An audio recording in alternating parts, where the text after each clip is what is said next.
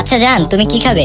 আমি জীবনে প্রথম রেস্টুরেন্টে আসলাম, খাবারের নামটা জানি না। তুমি যা খাবা আমিও তাই খাবো। এই ওয়েটার, একটা মেনু কার্ড দিয়ে যাও। একটা মেনু কার্ড কেন, দুইটা নাও, আমিও খাবো।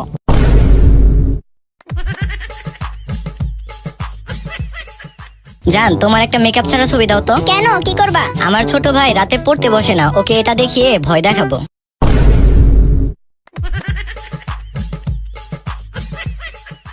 আচ্ছা, আমি যখন 4 বছর আগে বিদেশে গেলাম তখন তো আমাদের কোনো বাচ্চা ছিল না, এখন এই 2টা বাচ্চা চলে আসলো কোথা থেকে?